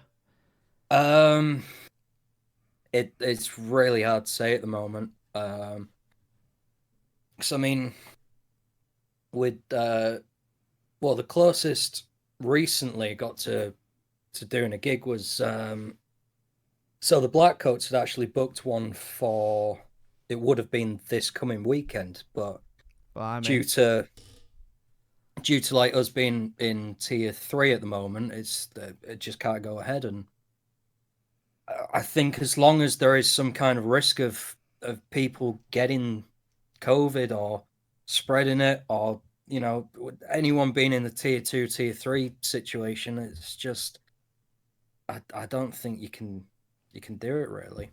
And then Yeah. thing as well, even if you can go back to doing it and it's safe to do, it's a lot of it is going to be socially distanced, so you're not gonna that feeling's just almost going to be gone. See, I'm It's wondering how much this vaccine will have an impact and how quickly we get back to normal. Because I have actually bought yeah, gig tickets for March next year in the hopes that something happens. Or in the worst case it, scenario, it's a socially distanced thing. Which, to be fair, some people have done socially distanced gigs. Like, I know yeah, Frank Turner and a couple others have done, like, in open spaces where people literally sat on benches.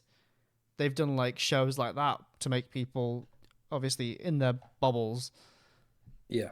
remain distance. And that's one way of doing music, is just out in the open. So whether more gigs get moved to the open in the new year, more Yeah, I open mean, space is like, it could open the door to like so I mean it could look like festivals might go ahead. I mean, obviously maybe with like limited capacity and stuff. I mean, only just if you look at football matches at the minute, you've got like what 50,000 capacity stadiums letting in 2,000 people max, which yeah. I mean that's small numbers, but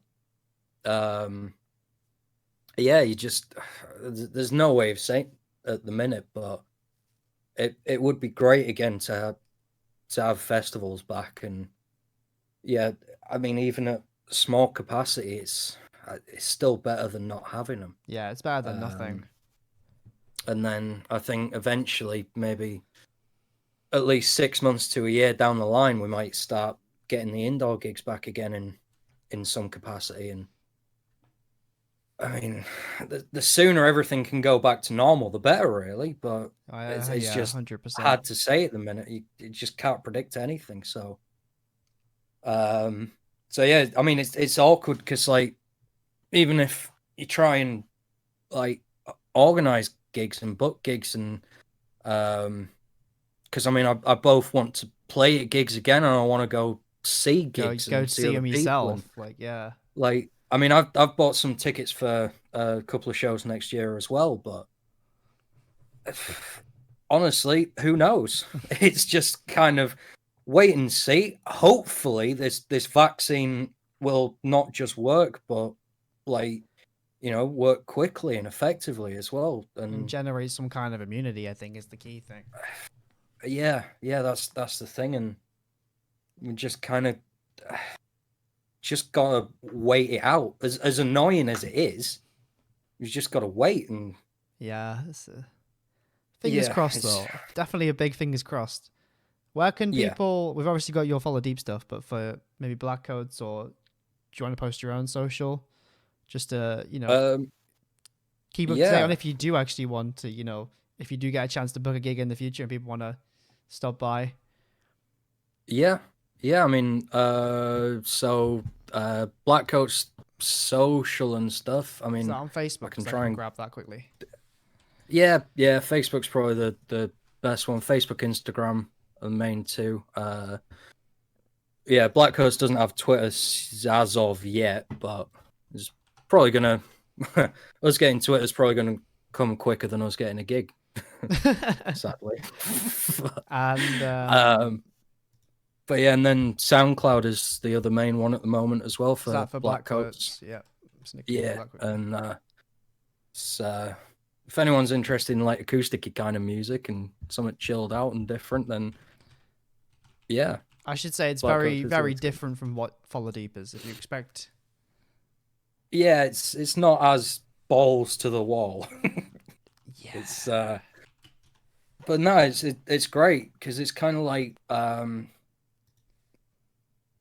I think great thing about like, because a lot of people said, is it like kind of too much taking on this two different musical roles type thing? And sometimes, yeah, but both of them can kind of be like an escape from each other in a way. Yeah. It's like, if I'm kind of focusing too much on one, then I can move to the other. And it's because they're both completely different musically.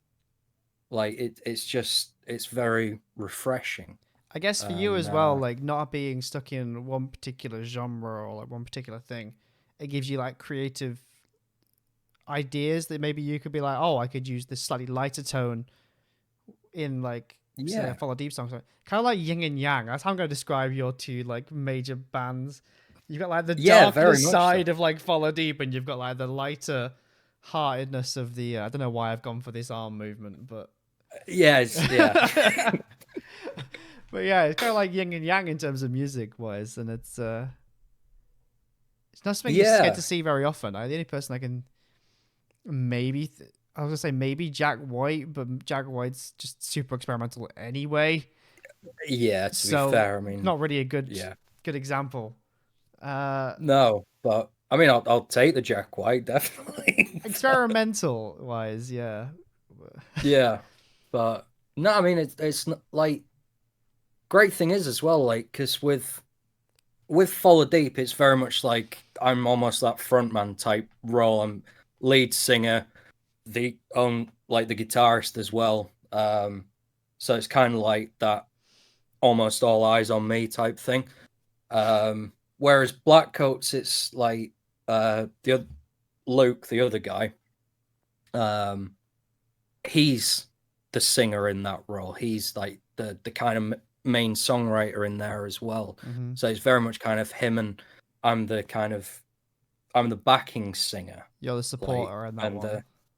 Yeah, like I mean, I'm taking on more of like just purely lead guitar role in that band as well. So it's quite nice in that aspect, because it's kind of like, taking eyes off and diverting him in a different way, and it takes a bit of the pressure off as well.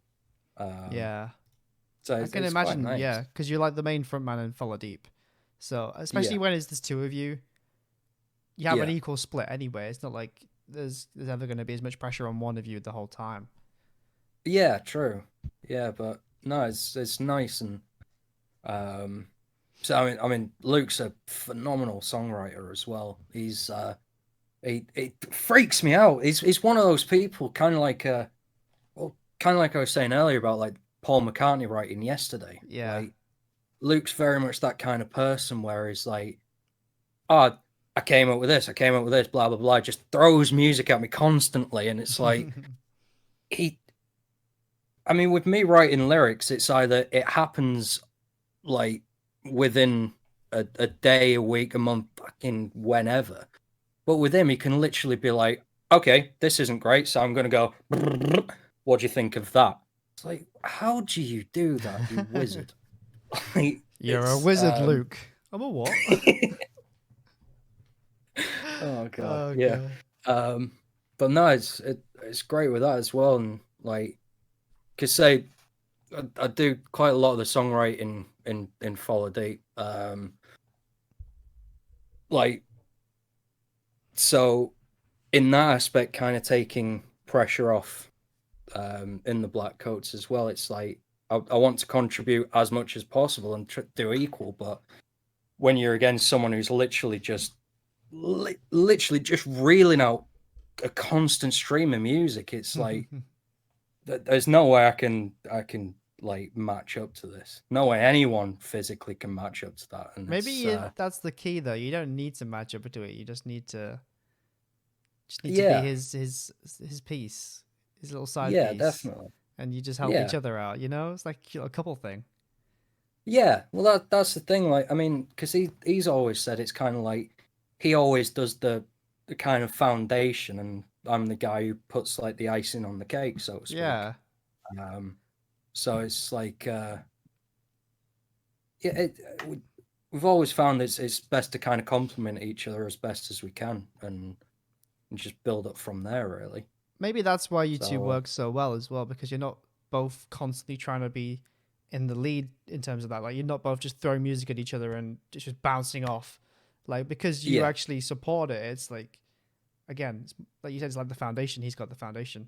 So you are literally just building music together rather than just throwing rocks at each other. Yeah, I mean, no, that's a great way of putting it, to be fair. But yeah, it's literally like that. I mean, say with because obviously with just being two of us as well, it's like there's no other kind of deflections. We can't just kind of, if we're happy with something or if we're pissed off with something, we can't just throw it around to multiple members equally. It's kind of just like, if I'm annoyed, you're going to get 100% of it, and vice versa. But so it's kind of been nice, especially because like over 4 years we've been doing it now, and I mean it's just been 4 years consistently of just kind of like, okay, let's help each other out, let's just build at this, and that's really wholesome. Managed to get a really good connection from that, and it's it's just a great way of doing it. That's how some of the best musicians come about as well, though. Like, a lot of them start out as just really close friends who just complement each other the entire time. So I'm always looking forward to seeing what you do next year. Always. Have you got any stuff coming out with Blackcoats in the future? Yeah, well, I mean, I've been recording some stuff recently.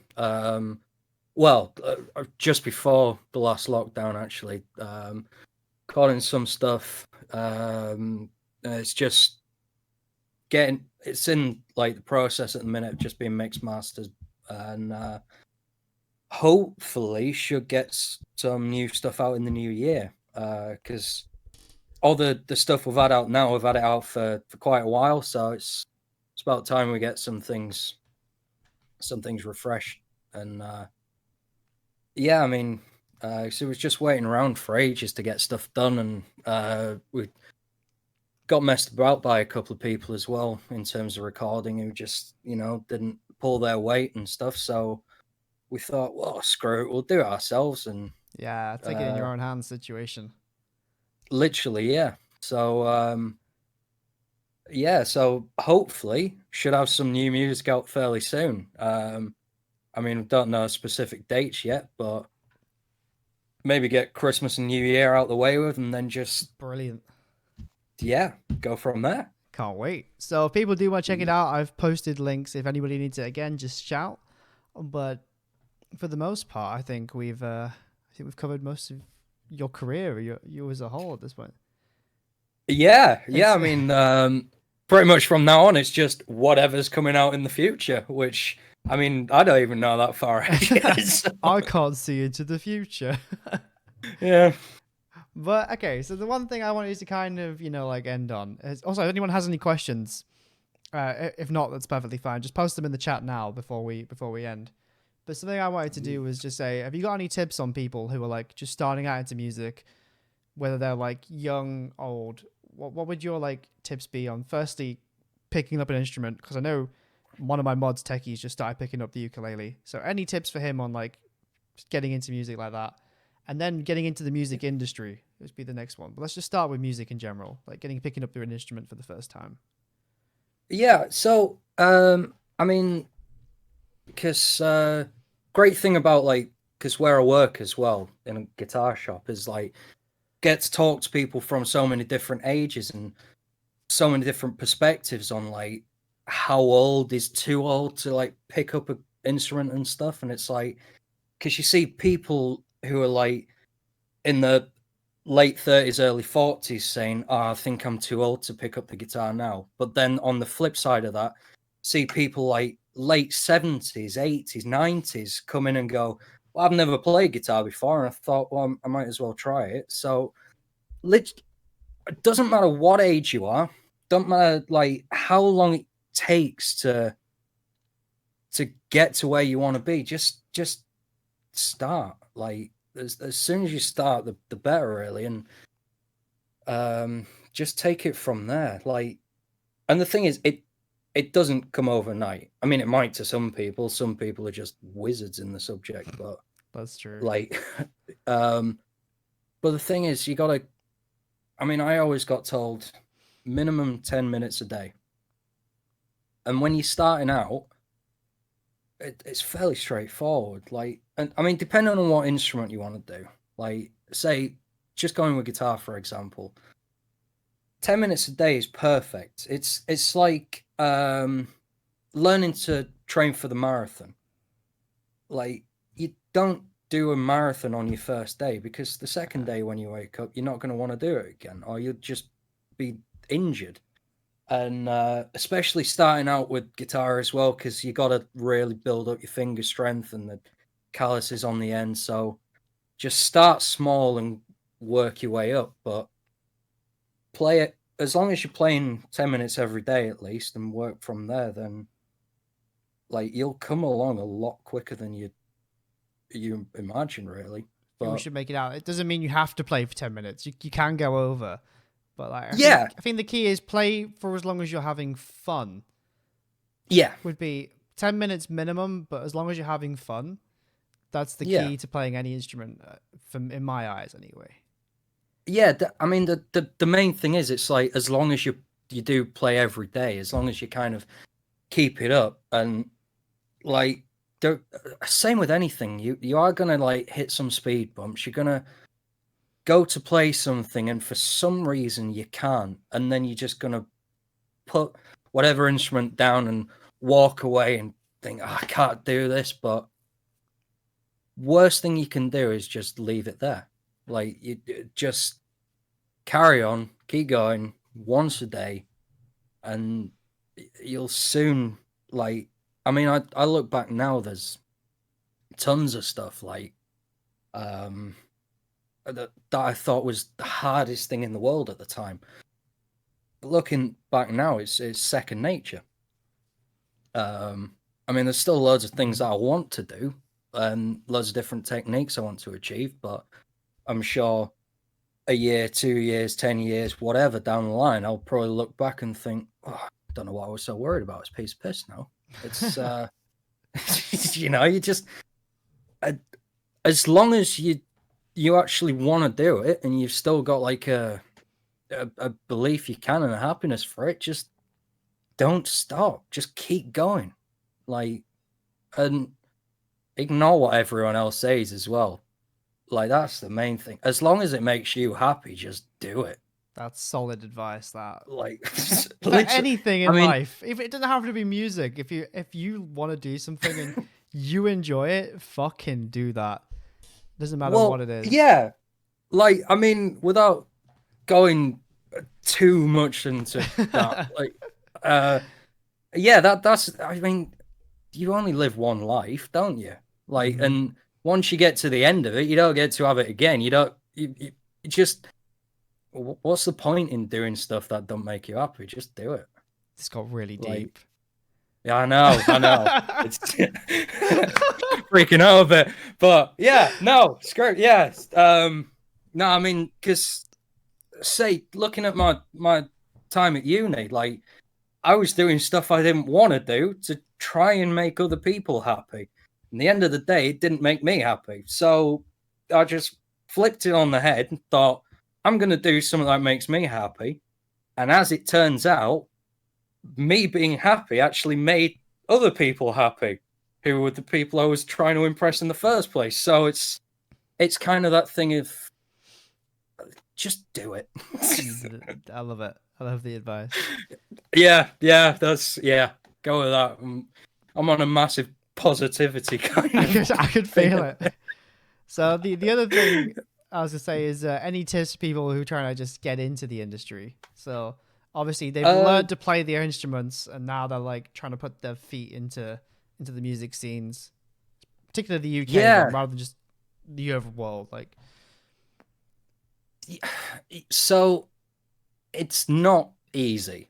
It's it is quite a challenging thing to do, but best thing to do is when you're not practicing, you're not gigging, when you've got essentially free time, that's your best time to go out and start networking. Go watch local gigs, go see local music, support bands, start talking to people, talk to musicians, talk to like the sound engineers, the people running the venues, the actual, just people like that, people who put on the shows. And then slowly and surely, that's how you start getting gigs and things. Once you start getting gigs, you carry on talking to these people, start like that. And yeah, just soon as the more you keep doing it, the more you branch out, and the bigger you get, the bigger your connections get, the bigger your fan base gets. And yeah, the worst thing you can do though is stop, even for a second. Like once you start, you have to keep it up. You can't take your foot off the pedal. It's just because it takes a long time, and it's so hard to kind of build yourself up, but it's so easy to lose everything pretty much. I think if you take too much of a gap between yourselves, and not easy to like lose your own like momentum. It's also other people will be like, oh, what happened to that band, or like what happened to that artist. And it's finding new ways of kind of like engaging with people as well. I mean, it's like because I've done a lot of looking around on social media and stuff, and looking at loads of bands around the country and their like Instagram profiles, for example, and the amount who literally didn't do anything, didn't post anything or interact with anyone during any of the lockdowns or anything since like the start of this year. It's ridiculous. And it's like, well, are these bands still going? I mean, no one can gig, but are they still active? Or so I mean, that's one of the reasons we did those 1 minute wonders. It was literally just a way of being like, yep, we can't gig at the moment, we can't really put any music out, but we can still putting out content. That's the thing, you can still be active, you can still like talk to people, and just interacting with people is the main thing. Like, and say the minute you take your foot off the pedal, you're fucked. I think there's actually I think where you're going with this actually can kind of apply to any kind of content creation in terms of networking wise.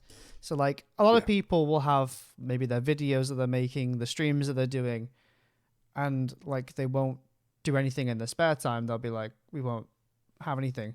But like I think it is worth planning, if it's like clips or if it's like music or shorts or like what you did, your own covers section. It's definitely a good way. But I think there's also a moment here for us to distinguish between what is good networking and what is bad networking. Like not just if you're a musician being like, listen to my music, following somebody I have this song on SoundCloud. Please drop a follow and a like and a whatever, and come and watch us. And oh my god, I hate that. That gets happens so Yeah, often. well, that's the thing. Like, if you're an annoying prick who just literally does that constantly, everyone's. That sounds simple, but everyone's going to be annoyed by you. So, like, who's going to want to listen to that guy who's just like, oh my god, go listen to my stuff? Like, best thing to do is just kind of, when you are doing the network, say when you are going into see other gigs and stuff, like, talk to other people first. Just be like, oh, hi, how are you? Who are you? My name's blah, blah, blah. Who are you? Oh, yeah. Are you in a band? Yes. Oh, cool. What's your band called? Talk to them. And then, oh, yeah, by the way, I'm in a band as well. Haha. Boom. They're in. Not just like, hey, I'm in a band. Go listen to my music. Because that guy will probably get a punch in the face. Do you know what's funny is I remember my actual like personal Twitter account, and that's all my DMs used to be, was just I'd like follow a band and they'd be like, hey, thanks for the follow, listen to this. And I'm like, oh my god, just why? I'm gonna listen to your music anyway. Please don't spam my DMs with just links that I'm gonna see on your Twitter anyway. Why? Yeah, it just, like, I mean, the thing is, if someone like actually is interested by what's on your pages and stuff, and as long as all of the links are kind of there at the top, and so people have got access to them, people will listen anyway. You don't need to just be there to just pester the fuck out of them, like, and because more times than not, that has the reverse effect. Literally. And I think the other thing is networking is more give people a reason to like you, not like just your content. Like networking can be your personality coming through in different ways. Obviously, again, I'm going to go back to your Instagram thing because it's just so easy. Jed getting hit over the head with a bin is literally, it's 10 seconds of like content, just playing a riff and then a bin. But that in itself is so much personality in those like 10 seconds. Like the humor from it, the music, the fact you're doing all this, it in itself is a whole different layer that you've just put on top of what you already do as musicians. And I think a lot of people can learn from things like that for the future. I mean, that's the main thing. Like, as long as you're kind of putting your personality into whatever you're pushing and the content you're creating, that'll take you a lot way. And especially like, because you can have all these people who are like, the coolest people in the world or the funniest people or just really weird, but then it goes to like their actual pages and it's just very bland. It's very robotic. It's like, well, there's nothing there. There's nothing to like make you unique or distinguish you from anyone else. It's just you're another number in the pile. You just that's it. But if you've got that personality there, like if you can make people laugh, if you can do like what Arctic Monkeys do, for example, like, I mean, with them, you kind of look at Alex Turner and you think, oh, this guy, like, he just oozes coolness. And that's kind of what they go for. I mean, it's just them. It's just how they are. It's like, there's pointless masking it. See, the thing I'm thinking is we're kind of accidentally saying we're like, just be cool or just be funny. But I think the other thing is just, if you're just yourself, even if, I'm not going to say people are boring people, but if you are a boring deadpan person, sometimes you can just put yourself out there and people will like the fact that you are a boring deadpan person. Like, there are celebrities out there that are like literally no personality, and that is why people love them, because they're just so bland. No, 100%. I mean, because to be honest, when we started like putting posts out and things, it was literally like just our own personality coming forward, but people found that funny. Yeah. And that was the thing. It was just like, because we were just being ourselves. It was just like, we're not changing. We're not doing anything special. We're not treating anyone any differently. We're just going out there, being ourselves. And people just latched onto that, and that's the thing. But I think the key thing is the way you do it as well. Like you, in particular, your posts now with the pictures and the random facts. That in itself is your personalities coming through. That's nothing fancy. That's just you guys and just some random, literally just stupid facts. What was the last one you did? None of us have been in a TV series with Tom Cruise, and that's only because Tom Cruise has only been in movies. Like that's genius. There's nothing about it. It's just a picture, and it's just a stupid sentence. But that's like, it's just something to put out, and like, we're engaging with fans. Like, it's just, that's it. And yeah, it's just throwing that out, and it doesn't have to be good. Like, it just has to be you at the end of the day. And it has to be something that's not just a link and not just a repost of like, this is my YouTube video, this is my Twitch.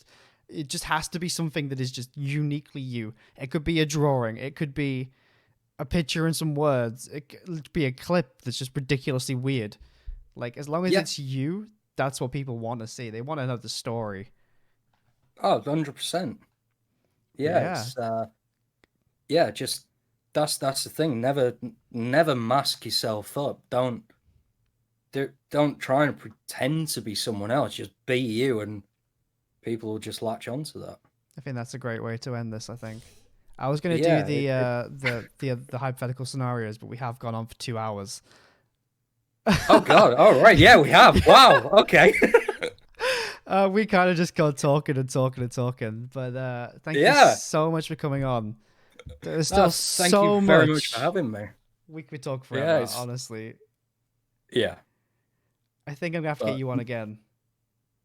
I'd definitely be up for that. 100%. Yeah, at some point we're gonna have to get you on, because there's just so many other stories we could talk about. There's just so much we could. Yeah. Anyway. Yeah. Thank you you very much for having me on. It's been a pleasure. Again, it's been a pleasure. Right, guys. We've got a few people hanging around. Let's go. Let's see if we can raid somebody. Do you even know what a raid is, Bushby, or do I need to explain it to you? I think I know what one is. After we did those raid alerts, I kind of hope you might know. Yeah, I mean, I did a lot of research into what exactly a raid was, and I still don't really understand it, but yeah. It's so good. Let's go to somebody relatively small. This guy's playing Warzone. He's a member of the Wolfpack. Oh God, I've got to spell his name right. His name's Jar Binks. Not Jar Jar, but oh God, he's got 3s in his name. Ooh. Right, J3R B1NKS. Just to make things easy. Yeah, I know. But yeah, thank you to everybody who has stopped by. That's been Bushby. I can't do numbers or pointy arrows. Oh dear. And this has been an amazing interview. Thank you so much. And we're gonna go raid now. See you later, guys.